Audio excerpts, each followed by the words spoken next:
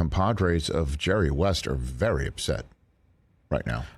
We understand. Thinking that, that is not an accurate portrayal of Jerry West. But I want to say Jerry West is turned up.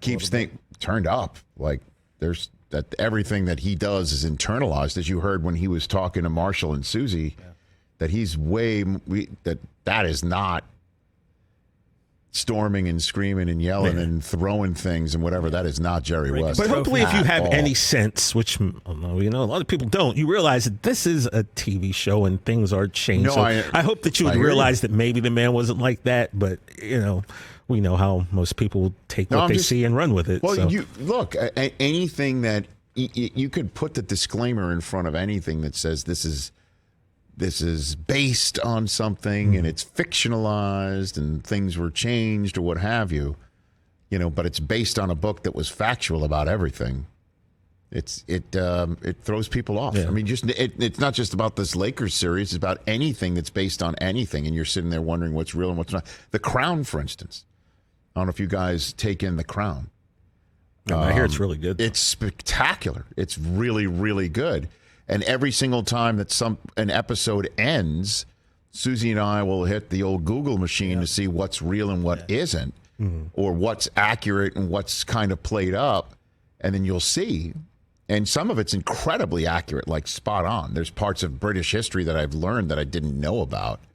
And then there's parts about it that are just, that didn't happen. Yeah.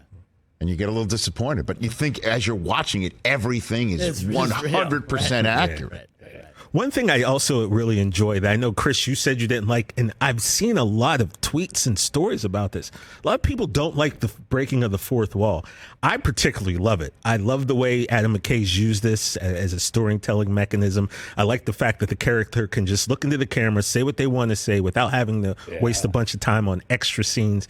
I'm seeing a lot of pushback to it, but me personally, I really enjoy it. I'm not a fan of the fourth wall getting broken and stuff. And I know Susie has not seen Winning Time yet. I think she will have a big problem with that. She's not a fan. I think, though, for a show like this, it's nice. They're presuming that you already know a lot about the characters. Right. And if you don't, then using this as a storytelling mechanism, like you said, TJ, is kind of helpful because, like, John C. Reilly, Jerry Buss does explain who Jack Hancock is, does explain who certain people are. So that is important if you don't know who they are already. Right. And that's one way to do it.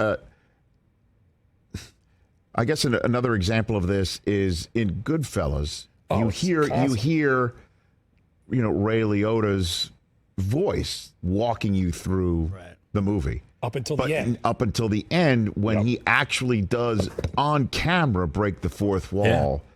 And that was kind of jarring to me. It's just like, I don't like the ending of Goodfellas. No. It's kind of, some people don't like it. Yeah. It's just weird. It gets people weirded out sometimes, Then everyone's just sitting in the courtroom while he's still talking. It's just kind of. But he was talking the entire movie, like, he's breaking the fourth ear. Yeah, he's narrating. Throughout the entire movie. The voiceover. And then they make the conscious decision to have him do it on camera. And that was weird. Yeah. Hey, you watched all the way to the end. Thanks for that. Watch more right here.